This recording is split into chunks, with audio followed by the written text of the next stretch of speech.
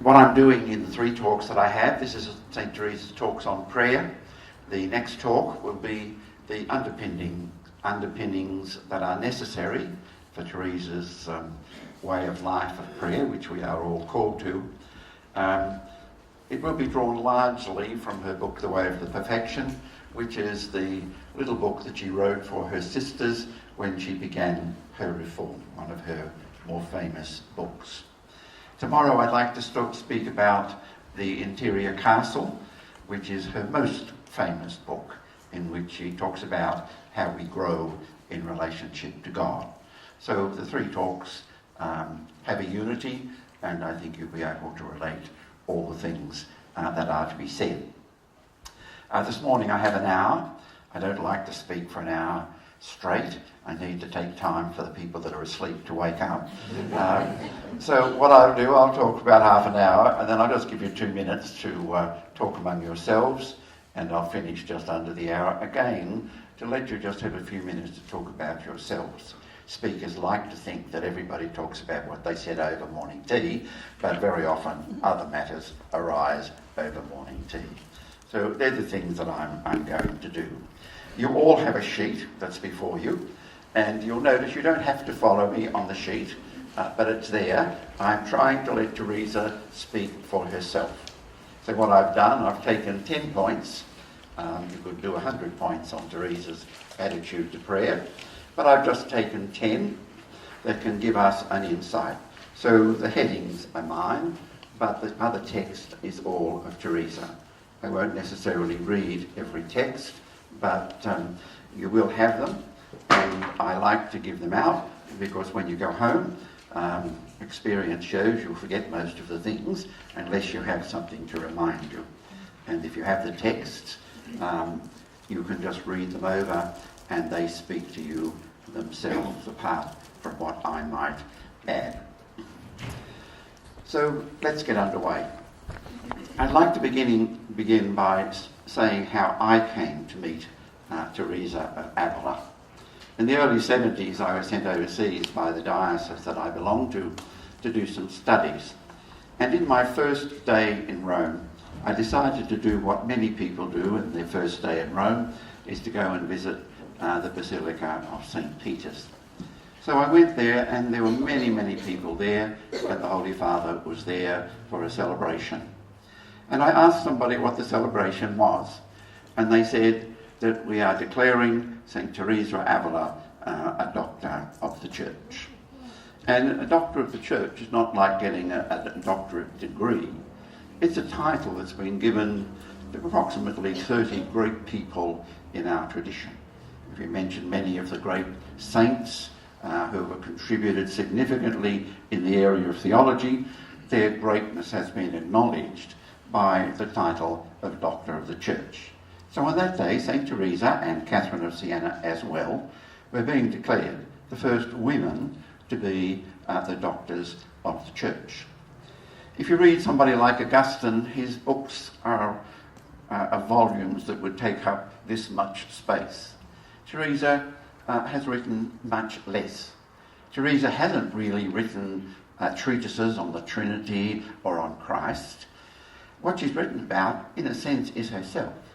Well, not really herself, but herself in relationship to the God whom she came to love so much.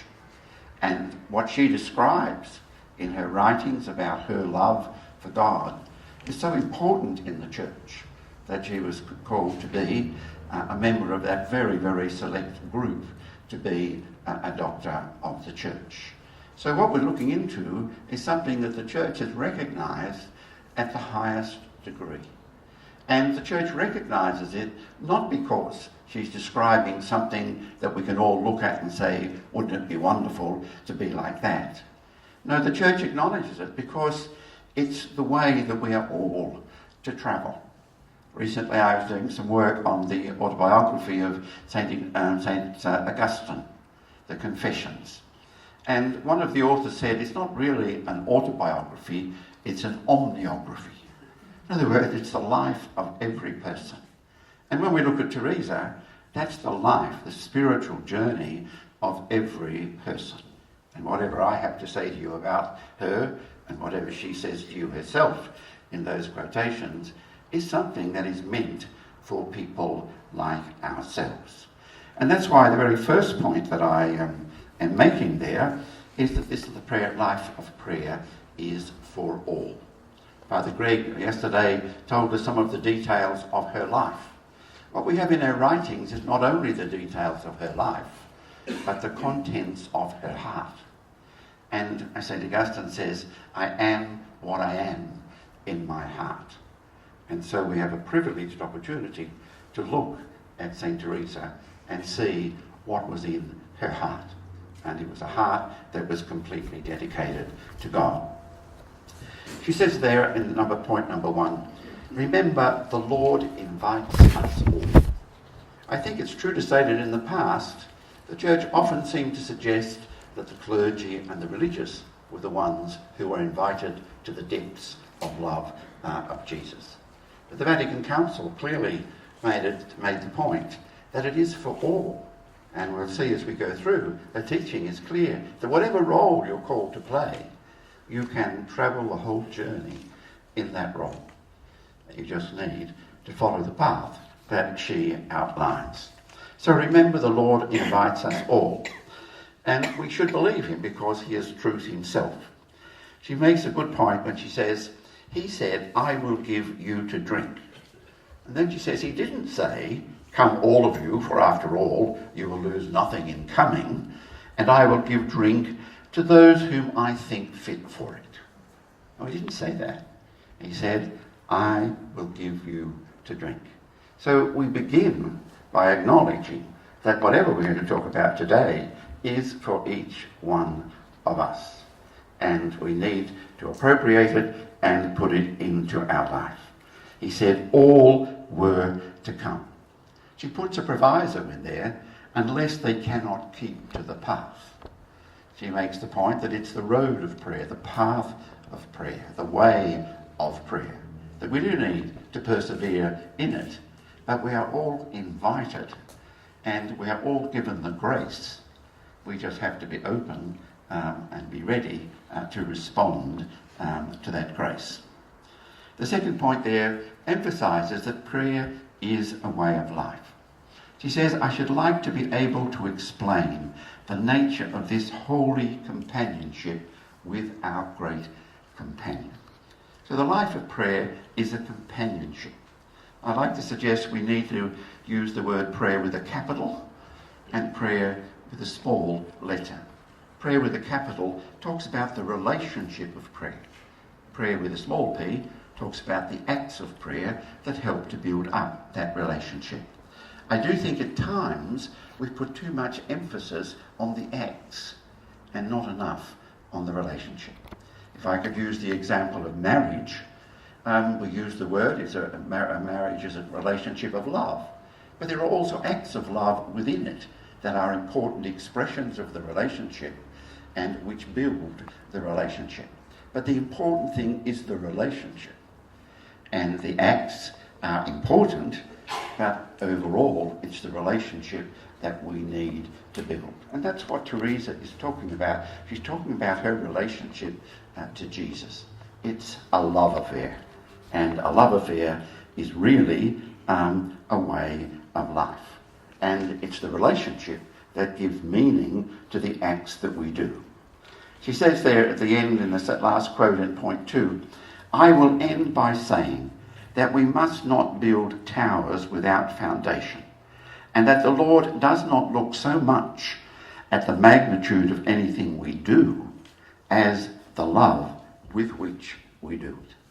So it's not a question of having the most important job and therefore you're more important than others. The real key is how much you love.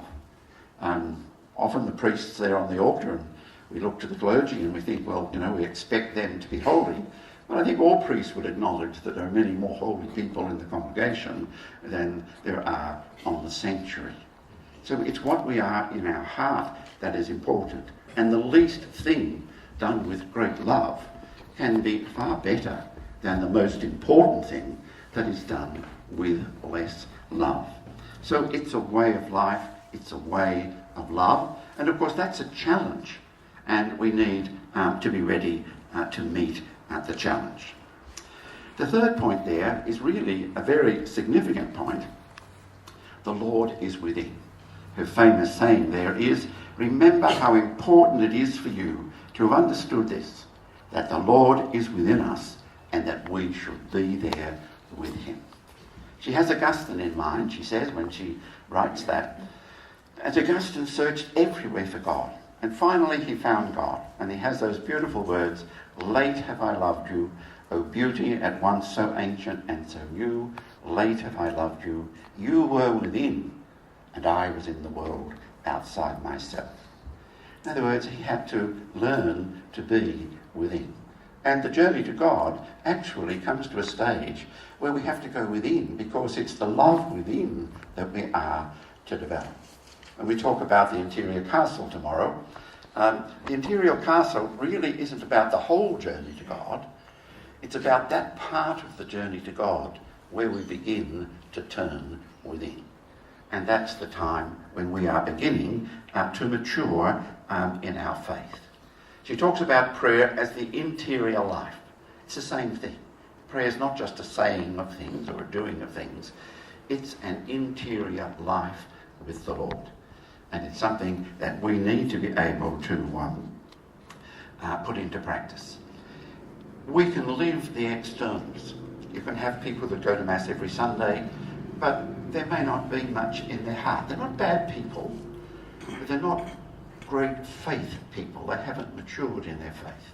You can have priests and bishops who do all the right things, but sometimes it emerges that really there isn't anything in their heart, and it's shown up. You can have religious that keep the rules, and people can say, now there's a very good religious, but have they begun to live that life within? And that's where we all become equal in the life within. That whether we're clergy, whether we're religious, whether we're lay people in the world, what we all have in common is that common love relationship with the Lord. And that's the measure of success, not the external things that we do, even though the external things are expressions of that love and can be of great service to other people. So she says, turn your eyes upon yourself and look at yourself inwardly. As I have said, you will find your Master. However quietly we speak, he is so near that he will hear us. We need no wings to go in search of him, but have to find a place where we can be alone and look upon him present within us. So we don't have to ring up the Lord or go to see him, as it were. The Lord is with us, and we simply, as we'll see in a moment, have to turn our heart to him. Father Greg mentioned last night that one of the important turning points in the life of St Teresa was when she stayed with her uncle and he gave her the book of Asuna, the third alphabet. The third alphabet was part of a spiritual debate, if I can put it that way, among the spiritual writers of the time as to the nature of recollection. And that's the great thing that turned around the life of St Teresa. And so I've got in the fourth point there, the way within. How do we come within? And I mentioned there, recollection. Here's what she has to say. We must cast aside everything else in order to approach God inwardly. And we must retire within ourselves, even during our ordinary occupations. So it doesn't mean we've got to stop and do it. No, we can turn our heart to God. That's the thing that we need to do. If I can recall the companionships which I have within my soul for as much as a moment, that is a great utility. You can turn your heart to God during this conference. Doesn't mean you're not listening, but it just means that you're conscious of that lover who is there within your heart. She goes on, I am not asking you now to think of him or to form numerous conceptions of him or to make long and subtle meditations with your understanding. I am asking you only to look at him, just to turn your heart and look at the Lord within. And even if it only takes a moment. For who can prevent you from turning the eyes of your soul just for a moment, if you can do no more, upon the Lord? So this practice of recollection was really the thing that drew Teresa along in the spiritual journey. And I want to suggest that really it is an instrument or a way that we can all come to a deep recollection with the Lord. The Church has always encouraged people to turn their heart to God, not in the language of St Teresa, but for example the Angelus.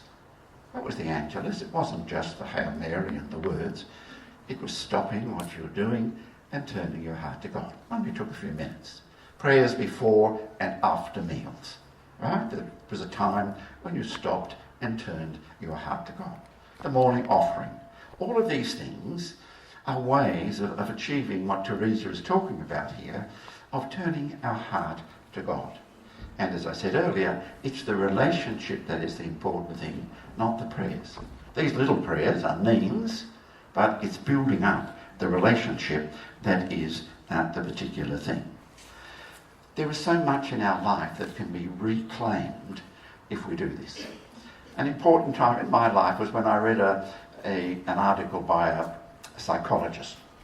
And he said, which I think is generally accepted, that 1/3 of our day is preoccupied in daydreaming. In other words, it's very natural as human persons for our mind to drift off into daydreaming. Is that wrong? No, there's nothing wrong with that unless there are evil things in what you're dreaming about. But the point I want to make is, there's the time that you can be with God.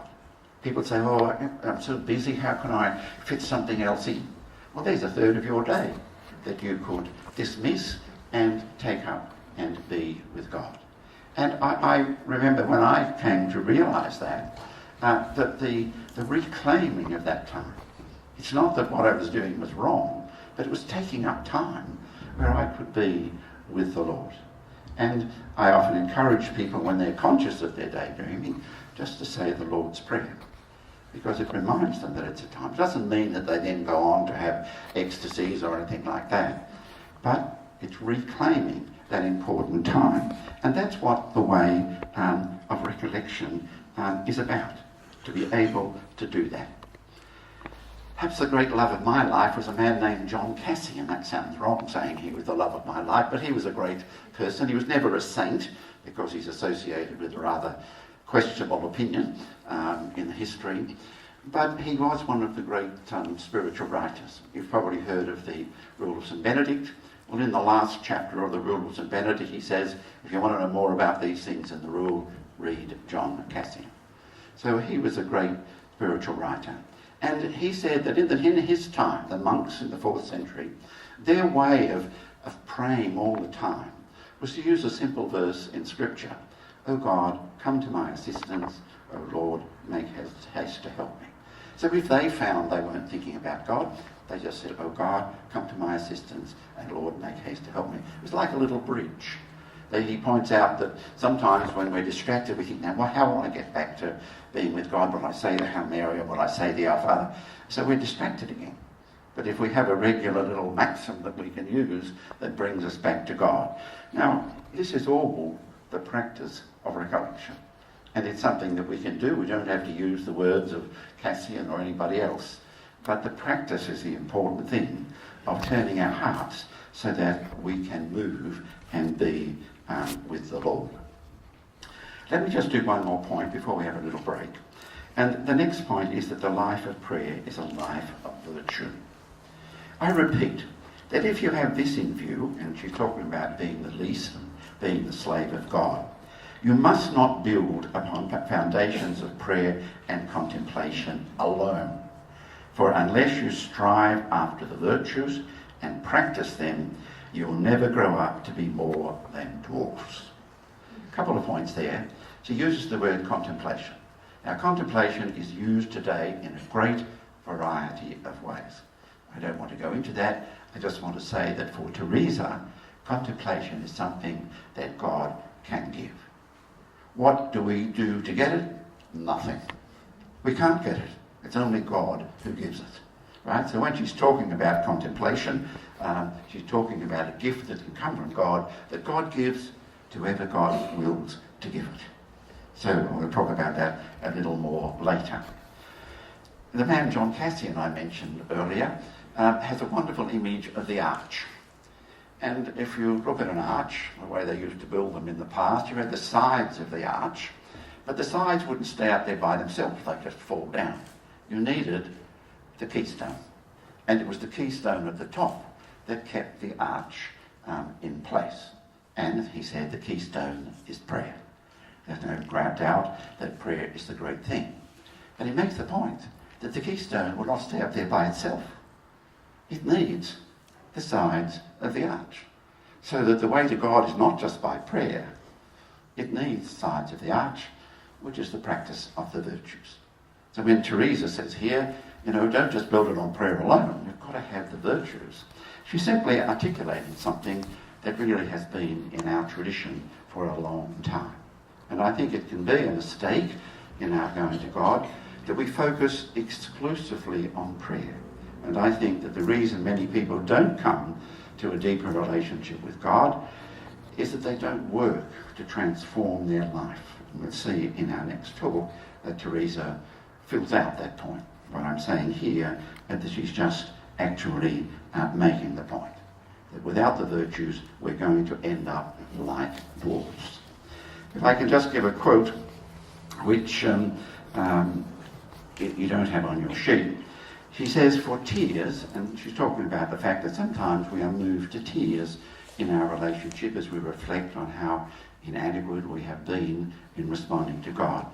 She says, for tears, and she's meaning extraordinary things, though good, are not invariably signs of perfection. There is always greater safety in humility, mortification, detachment, and other virtues. And that's the challenge, to practice the virtues. Prayer is important, and we've said the relationship and the recollection that brings it about, that's something that we just cannot do without. But we need to practice the virtues. And that's the real challenge, I think, in our modern time. They're not more important than prayer. They're part of the arch. But it's not something that I don't think we give enough emphasis to. So let's take up point number 6 on the sheet, which is that the foundations of a prayerful life. She says here, and I'll read it, but I won't comment on it, there are only 3 things which I will explain at some length, and which are taken from our Constitution itself. It is essential that we should understand how very important they are to us to preserve that peace, both inward and outward, which the Lord so earnestly recommended to us. One of these is love for each other. The second, detachment from all created things. The third, true humility, which, although I put it last, is the most important of the 3 and embraces all the rest. I'm not going to comment on that because the second talk is going to be about those 3 things. So we'll just move on to the next point there, which is number 7. And that is the resolve and the courage that is needed for the life of prayer. It sounds very easy to say all we have to do is to look within. But the trouble comes when we find what we look when we look within. In other words, that the way of prayer takes courage and resolution. How many times have you resolved to do something and not been able to carry it through? That's a very common human experience.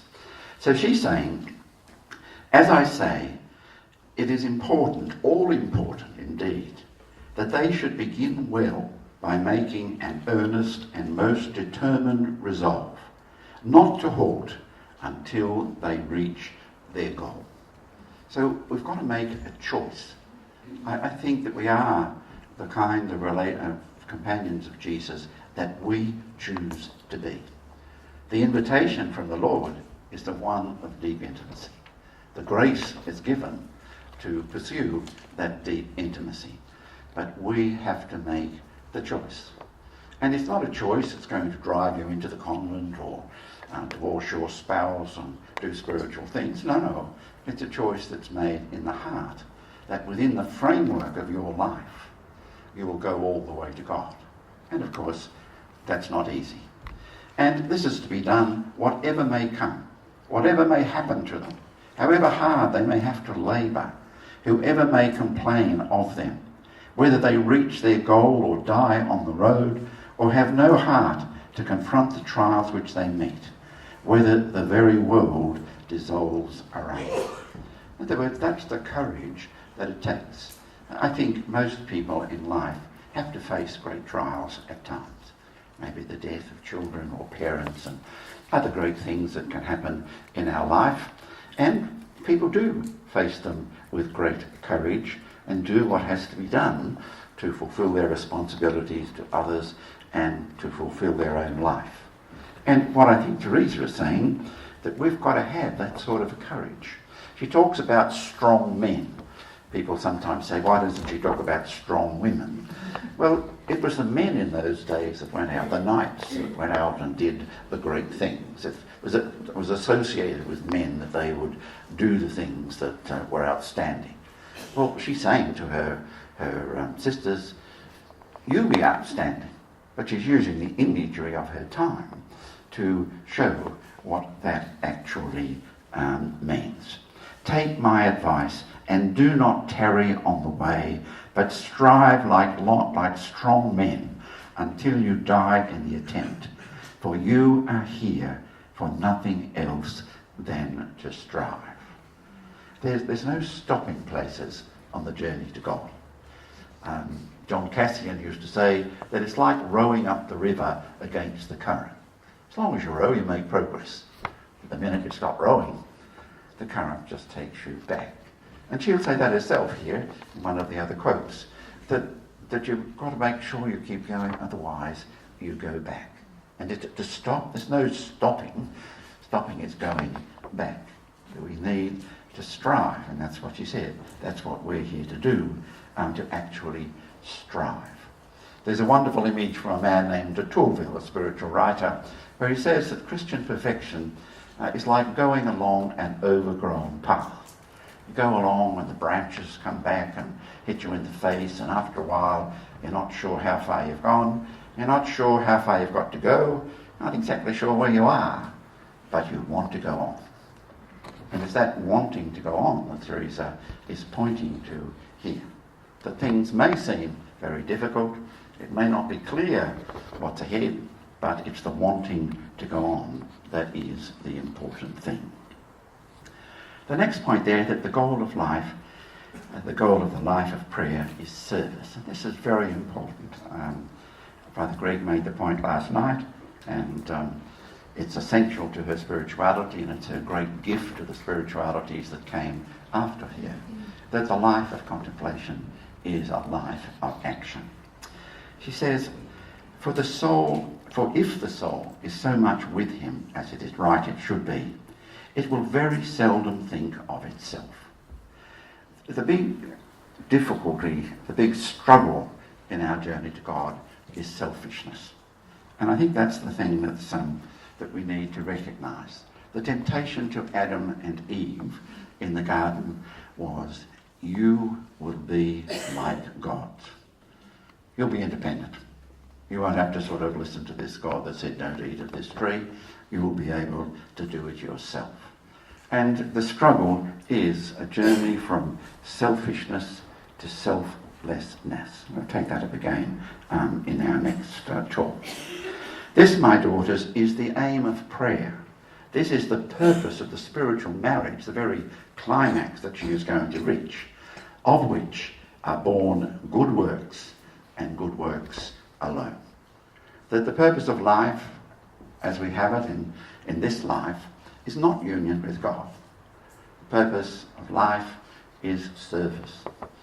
The Son of Man came not to be served, but to serve. And she says, as she goes on there, we should desire and engage in prayer, not for our own enjoyment, but for the sake of acquiring the strength which fits us for service. So this whole life of prayer is not something that we are meant to sit back and enjoy and think, well, isn't that wonderful? No, it's a powerful force that drives us out into the service of the one whom we love. Believe me, Martha and Mary must work together when they offer the Lord lodging. In our tradition, we often think of the fact, well, you have a busy time, you're a Martha, and then you break through and you become a Mary, and it's all wonderful. No, that's not what our tradition says. Our tradition says that the more you are a Mary, the more you are a Martha. Because the more you sit at the feet of the Lord, the more you want to go out and serve the Lord. So Teresa is very strong that prayer is meant to be the basis of service. It's the motivation, it's the thing that encourages us to reach out and to give ourselves to the Lord. She talks in this context about the zeal of St Dominic and St Francis for bringing souls to God. That's what she sees them as doing it so that he might be praised. So in this life, we go to the mountain for prayer, but we live in the valley for service. And it's that service that we do in all our life. We don't have to be service in the sense of doing the most important things, but being willing to transcend ourselves in order to reach out to others and serve them. Number 9 there talks about prayerful acts within the life of prayer. I've emphasised that it's the relationship that is important. But of course you can't have the relationship unless you have the acts of prayer. And she talks in those texts that I've got there about vocal prayer and mental prayer. Vocal prayer, obviously, prayer in which we use words like Our Father who art in heaven, or Lord, I love you, when we're actually speaking in words, or mental prayer when we might have within our heart not make specific words, but just be with the Lord. And she has this to say: you must know, daughters, that whether or not you are practicing mental prayer has nothing to do with keeping the lips closed. If while I am speaking with God, I have a clear realization and a full consciousness that I am doing so, and if this is more real to me than the words I am uttering, then I am combining mental prayer and vocal prayer. You are right to say that what we have described is mental prayer, but I assure you that I cannot distinguish it from vocal prayer, faithfully recited with a realization of whom it is that we are addressing. Further, we are under obligation to try to pray attentively. Now, the point she's making there is that it's what's in the heart. It's the love in the heart. It's not how well we practice the actual words or the event of prayer. It's the love with which we do things. And whether it's vocal or whether it's mental prayer, whether it's contemplation that God gives us, it's what is in our heart that is important. And I think she emphasises that so much. It's not uncommon for people today to sort of say, oh, well, vocal prayer, that's sort of just the beginning. You really need to get into mental prayer. Well, really what she's saying is that they're both important. But really, what stands behind them is what is in the heart. And that is the thing that gives meaning to them, whether it's vocal or whether it's without words in the heart. She places special emphasis, as do most spiritual writers and great saints, on the Lord's Prayer.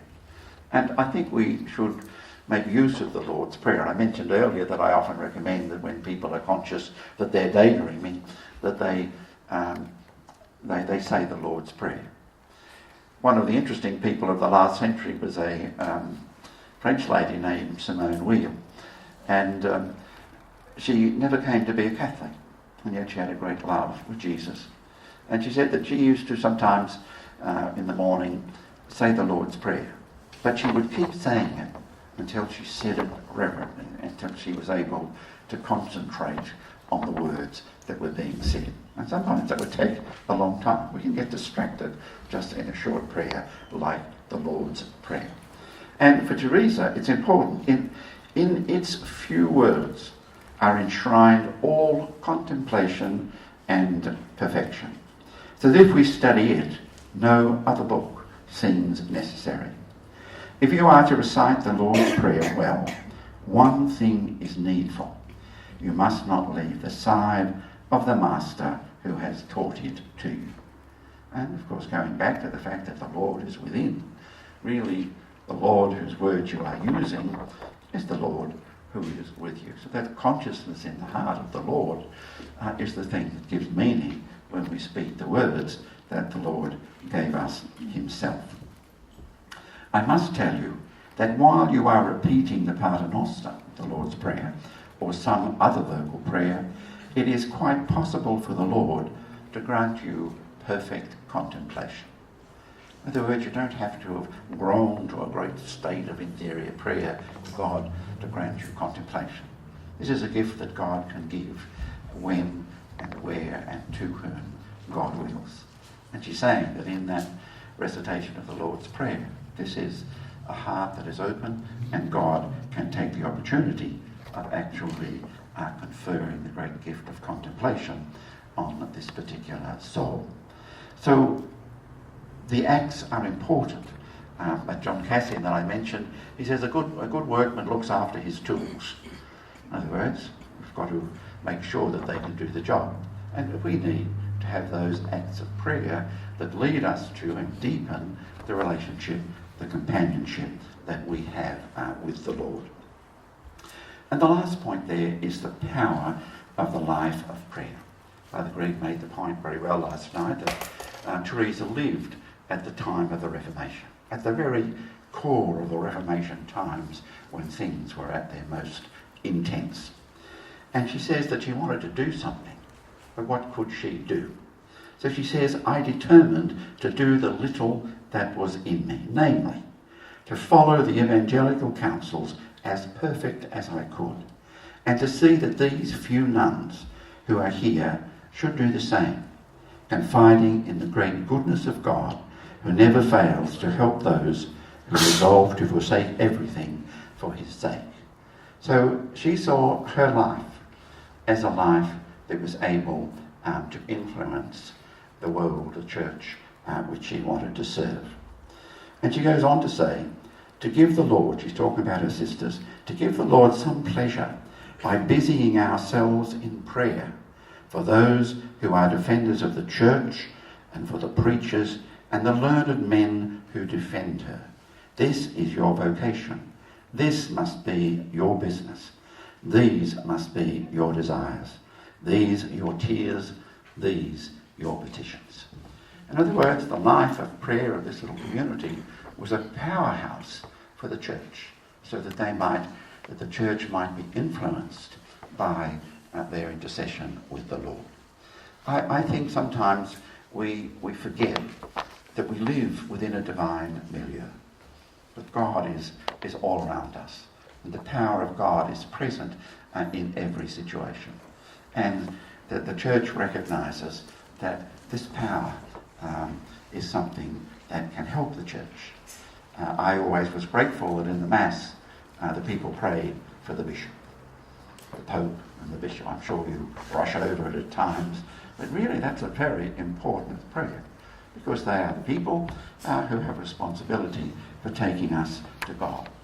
I think one of the best proofs of the point that she is making comes from one of her daughters, St Teresa of Lisieux. St Teresa of Lisieux is the patron saint of the missions. We are a missionary church. There is nothing that is more important than our mission to share with others what God has done for us in Jesus. And St Teresa of Lisieux is the patroness of the missions. How long did she spend in the missions? No time at all. How did she relate to the missions?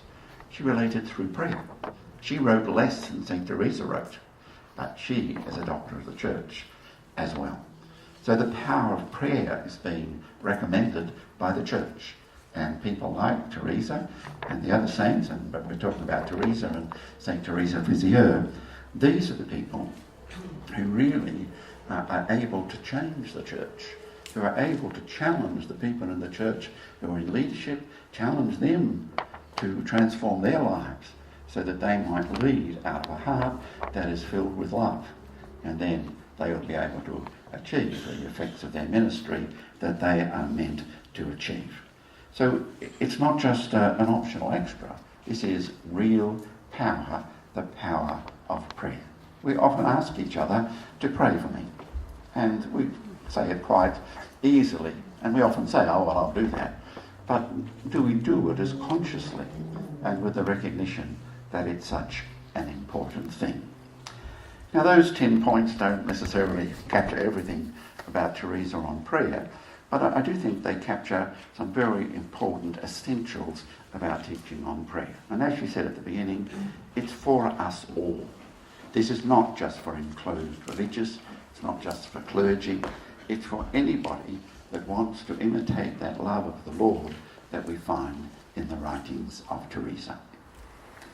Now we have a few minutes, about 4 minutes before morning tea, but before we go to morning tea, could I just suggest again that you might talk among yourselves as an opportunity to express your own thoughts on what has been said, and write down any questions that you can put in the box and we can talk to tomorrow. So let's just share our thoughts for a few minutes.